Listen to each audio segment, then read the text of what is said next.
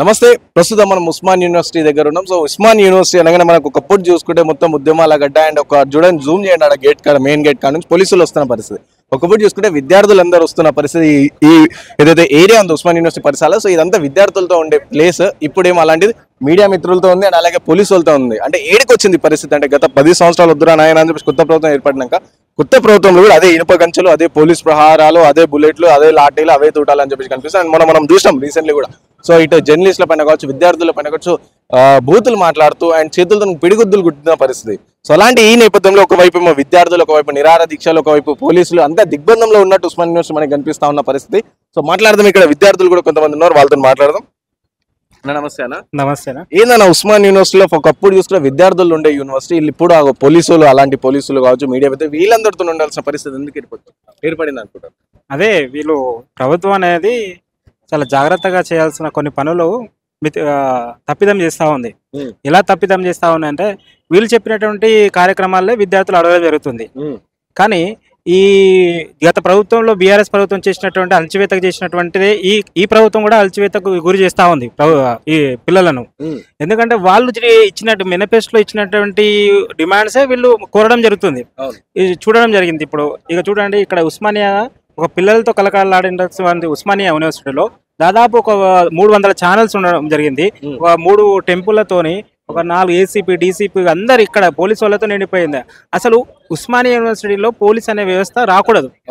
VC permission లేకుండా, register permission లేకుండా అడుగు పెట్టకూడదు. కానీ దీని ఎట్లా అయిందంటే పోలీస్ స్టేషన్ లెక్క అయిపోయింది. పరిస్థితి చాలా ఘోరంగా ఉంది. విద్యార్థుల సమస్యలు వినాల్సిన బాధ్యత ప్రభుత్వంపై ఉన్నది, చర్చలు జరపాల్సిన బాధ్యత ప్రభుత్వంపై ఉన్నది. కానీ గత ప్రభుత్వం చేసిన తప్పిదమే ఈ ప్రభుత్వం కూడా చేస్తుంది. దీనిపై ఆలోచించాల్సిన అవసరం రాష్ట్ర నాయకులకు ఉన్నదని నేను భావిస్తున్నాను. రైట్. ఇంకోటన్నా చూసుకుంటే మనం రీసెంట్ గా మన బీఎడ్ సంబంధించిన అభ్యర్థులు కూడా వచ్చి ఉస్మాన్ యూనివర్సిటీకి వస్తే ల్యాండ్స్కేప్ లో అంటే విద్యార్థులు చదువుకున్నాల్సిన ప్లేస్ లో పోలీసులు అందరూ ఉన్న పరిస్థితి ఇప్పుడు మనం చూస్తున్నాం. అదొకటి, దాని గురించి చెప్పండి. ఇంకోటి, నిరుద్యోగులు ఇంత 7 నెలల వ్యవధిలో ఇంత రోడ్డు మీదకి వచ్చి ఇంత నానా రచ్చ చేయాల్సిన అంటే నిరుద్యోగులు ఇంత ఇబ్బంది పడాల్సిన అవసరం ఎందుకు వచ్చిందంటే చూడండి, ఫస్ట్ ల్యాండ్స్కేప్ గార్డెన్ లో రావడం అనేది పోలీస్ రావడం ఏదైనా జరగదు సమస్య.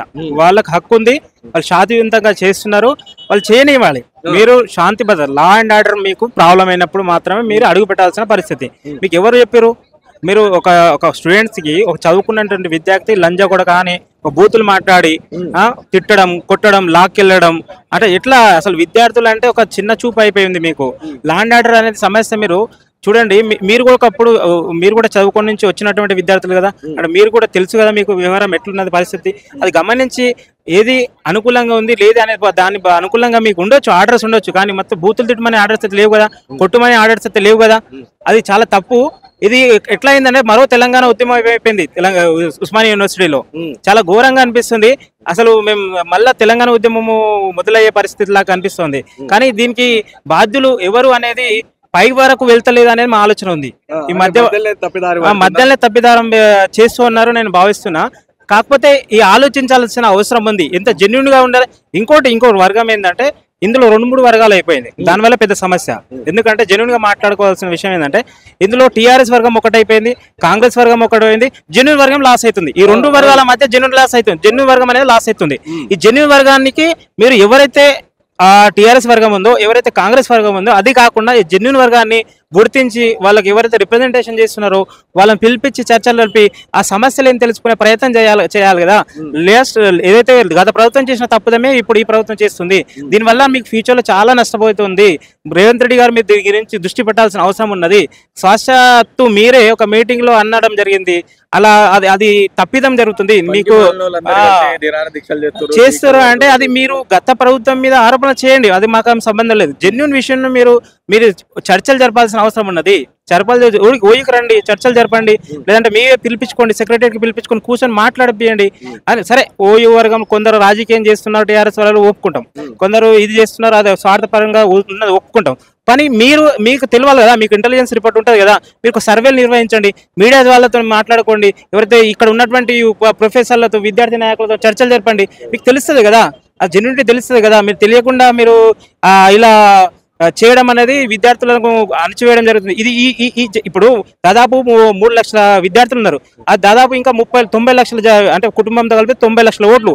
నెక్స్ట్ మీరు దీన్ని కోల్పోవాల్సి వస్తుంది. ప్రభుత్వం మీద చాలా వ్యతిరేకత గత 4 నెలల్లో గత 9 నెలల్లో 9 సంవత్సరాలు వచ్చినట్టు వ్యతిరేక ఈ 6 నెలల్లో ఈ ప్రభుత్వం కూడగట్టుకున్నదని నేను భావిస్తున్నా.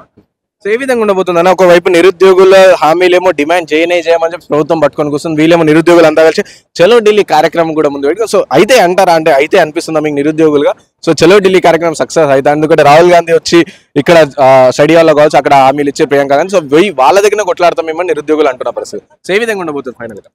అది హైకమాండ్ దృష్టికి పోవట్లేదని విద్యార్థులు భావిస్తా ఉన్నారు. సీఎం స్థాయి దృష్టికి పోలేదు, ఇన్ని రోజులు సీఎం స్థాయి దృష్టికి పోలేదని భావించారు.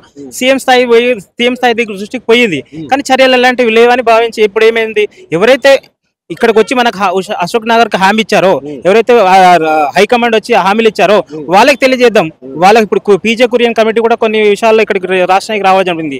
అంటే ఎందుకు కాంగ్రెస్ ఓట్లు తక్కువ రావడం జరిగింది, ఎందుకు సీట్లు తక్కువ రావడం జరిగింది, వాళ్ళని కలిసే ప్రయత్నం చేస్తా ఉన్నారు. కేంద్ర మంత్రులను కలిసే ప్రయత్నం చేస్తారు. అంటే సాధ్యమైనంత వాళ్ళ బాధను వ్యక్తం చేసే ప్రయత్నం చేస్తా ఉన్నారు. వాళ్ళు హైకమాండ్ కు వెళ్తే మా ఈ దృష్టి సారించి మా సమస్యలను వాళ్ళు తీర్చే అవకాశం ఉందని ఆశాభావంగా ఉన్నారు. అసలు వాళ్ళు తప్పేం లేదు కదా, ఎక్కడికైనా వాళ్ళు ఎవరు సాయం చేస్తే ఎక్కడ వాళ్ళకు అవకాశం దొరికితే అక్కడ వెళ్తున్నారు.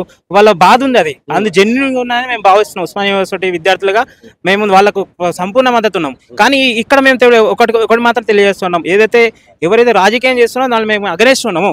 ఇక టీఆర్ఎస్ అయినా ఇక్కడ కొంత స్వార్థపరులైనా కానీ దీనికి అగనేస్తున్నాం. నిజమైన విద్యార్థుల పట్ల మేము అంకిత భావంతో ఉన్నాం, మేము సపోర్ట్ చేస్తా ఉన్నాం, ఉస్మానియా విద్యార్థిగా ఉంటామని మేము తెలియజేస్తున్నాం. ఈ సందర్భంగా చివరిగా చెప్పండి, మొన్న రీసెంట్ గా విద్యార్థుల పైన దాడులు కావచ్చు, ఆ బూతు మాటలు కావచ్చు, లేకుంటే జర్నలిస్టుల పైన దాడి ఉస్మానియా యూనివర్సిటీ వేదికగానే ఇవి జరిగింది. సో దీన్ని ఏ విధంగా చూస్తారు ఒక విద్యార్థిగా? చూడండి, ఉస్మానియా యూనివర్సిటీ అంటే తెలంగాణ ప్రతీక. జర్నలిజం అంటే జర్నలిజం ఒకటి బాధితుల పట్ల తన సమస్యలను ఎవరికైతే తెలియజేయాలో వాళ్ళకి తెలియజేసే ఒక వ్యవస్థ, 4వ స్తంభం, 4th పిల్లర్ ఆఫ్ కాన్స్టిట్యూషన్. దాన్ని మీరు గౌరవించాల్సిన అవసరం ఉంది. మీరు అదే కాకుండా మీరు కూడా ఒక గౌరవప్రదమైన పదవిలో ఉన్నారు, కానీ ఎలా అంటారు, అసలు మీకు ఆ భాష ఎలా వాడగలుగుతున్నారు? మీరు ఒక ఏసీపీ, డీసీపీ, ఎస్ఐ, సిఐ స్థాయిలో ఉన్నటువంటి వ్యక్తి ఒక విద్యార్థి బాధతో తన బాధను వ్యక్తం చేసే ప్రయత్నంలో భాగంగా తన నిరాశన ధరణ, అది రాజ్యాంగం కల్పించిన హక్కు అండి. ఆర్టికల్ 19 ప్రకారం ఆయన వ్యక్తపరిచే హక్కు ఆయనకు ఉంది. ఆ హక్కును మీరు ఎలా కాల రాస్తారు? మీరు ఎలా కాలేదు అంటే అణచివేతకు గురి చేయాలని అనుకున్నారా? అణచివేతకు గురి చేసినటువంటి ఏ ప్రభుత్వాలు కూడా ఉండలేకపోయినాయి, ఏ రాష్ట్రం అయితే ఉండలేకపోయింది, ఏ ఆఫీసర్ కూడా ఉండలేకపోయారు. మీరు చూడండి, నిన్న చాలా బూత్ మాటలు, ఒక లంజావుడు కానీ ఒక వాడు జర్నలిస్టుల పైన కానీ ఏసీపీ స్థాయి అయినటువంటి వ్యక్తి జర్నలిజం మీద అట్లా మాట్లాడడం, ఒక జర్నలిజం స్కాలర్ గా చెప్తున్నాను, ఇది చాలా తప్పిదం. ఇది తీవ్రంగా ఖండిస్తున్నాను. క్షమాపణ చేయాలని కూడా డిమాండ్ చేస్తా ఉన్నాను. ఎందుకు చేయాలి? మీరు ఎందుకు అసలు మీ పార్లమెంటరీ భాషలో ఒక పదవిలో ఉన్నప్పుడు, ఒక చిన్న స్థాయి కాదు, ఒక కానిస్టేబుల్ స్థాయి ఉంటేనే పదవి మీరు ఒక ఆలోచన కలిగి ఉంటారు. మీరు కూడా అదే స్థాయి నుంచి వచ్చారు కదా, వాళ్ళ బాధను వ్యక్తం చేసే ఆర్టికల్ 19 యూజ్ చేసుకునే హక్కు వాళ్ళకు లేదా అండి? మీరు ఏంది ఒక ఏసీపీ, డీసీపీ స్థాయిలో ఉన్నటువంటి వ్యక్తి మీరు ఆ బూత్ వాడడం అనేది ఎంతవరకు సమంజసం అని మీ వ్యక్తిగత మీ విజ్ఞతగా దాన్ని మేము వదిలేస్తా ఉన్నాం. కానీ ఖచ్చితంగా ఈ పద్ధతిని అవలంబిస్తే నెక్స్ట్ రాబోయే రోజుల్లో మీకు చాలా తీవ్ర పరిణామాలు ఉంటాయి. ఈ ఉస్మానియాకి ఇలాంటి విషయాలు చాలా చిన్నవి, ఈ చాలా పెద్ద తెలంగాణ మూవ్మెంట్ ని చూసిన వాళ్ళం. చాలా ఏసీపీ, డీసీపీ, సీఎం, ఈఎం ఇలాంటి దొరలను గడిల నుంచి దొరపాలన దింపి ప్రజాపాలన తీసుకొచ్చినటువంటి విద్యార్థులు ఓన్లీ ఈ ప్రత్యేకత ఈ తెలంగాణ రాష్ట్రంలో ఏకైక ఈ ఉస్మానియా విద్యార్థులకే చెందుతానని భావిస్తున్నాం. ఖచ్చితంగా మీరు ఒక రాజ్యాంగపరమైన పదవిలో ఉండి ఇలాంటి భాషను వాడడం చాలా తప్పిదం. మీరు ఖచ్చితంగా జర్నలిస్టులకు కానీ విద్యార్థులకు కానీ క్షమాపణ చేయాలని డిమాండ్ చేస్తా ఉన్నాం. Thank you.